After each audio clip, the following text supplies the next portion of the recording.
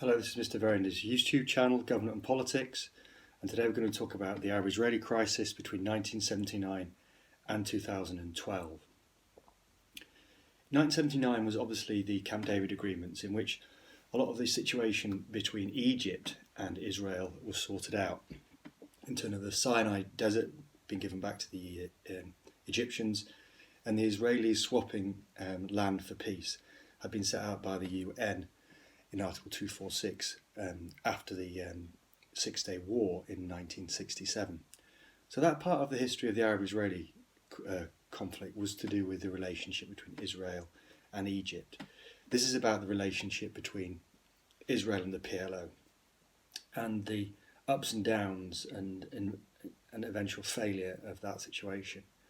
The first thing you need to know is that Israel, for a number of reasons, began to believe that it needed to make some kind of peace arrangement with the PLO. This was because of a couple of things that had been going on. Number one was the emergence of Hamas, which was seen by the Israelis as a more terror organisation, something that they would never be able to negotiate with.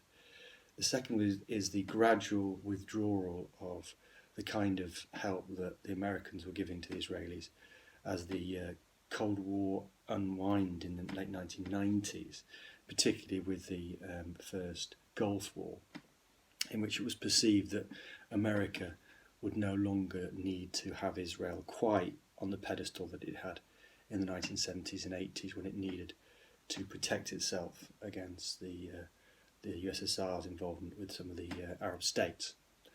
The second thing you need to think about is the result of the first Intifada between 1987 and 1993, the shrugging off of the Palestinians within the West Bank and the Gaza Strip, and the effect that Intifada had on the world's perception of the Israelis and the way that we're treating Palestinians within the West Bank and the Gaza Strip. You can also see on the other side of the coin the decline in the power and the influence of the PLO, and the ability of the PLO then to also think about how they were going to negotiate with the Israelis. This happened for a number of reasons, primarily the invasion in 1982 in the Lebanon, in which the Israeli government had invaded the Lebanon to oust the PLO, who then went to Tunisia. So Yasser Arafat was in a weakened position, so were the Israelis. So in Oslo in Norway in 1993, and then again in 1995 there were the Oslo Accords, which created the ability to create some kind of Palestinian settlement. This was between Yitzhak Rabin and Yasser Arafat and Bill Clinton, the American president at the time. Now there was problems, real serious problems from an Israeli point of view, but also from a Palestinian point of view. From a Palestinian point of view, the problem with the Palestinian Authority in the West Bank and the Gaza Strip is it wasn't completely run by them. In fact, there was only Area A that was completely run by the Palestinians, and therefore in Area B, which was joint, and in Area C, which was actually completely run by the Israelis, you had this perception that they weren't really getting the state that they wanted.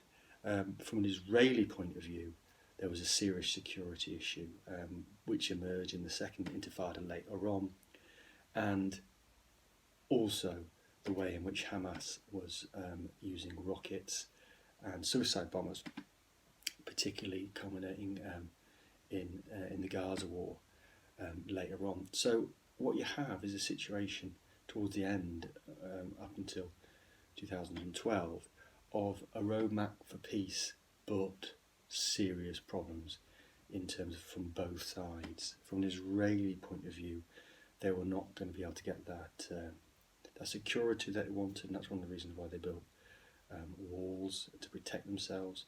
And from a Palestinian point of view, the Oslo Accords were a failure because it failed to create that two-state solution, and it also, in their opinion, the Israelis were building settlements in the West Bank of the Gaza Strip, which meant that from their perception, that their land was being was taken away from them.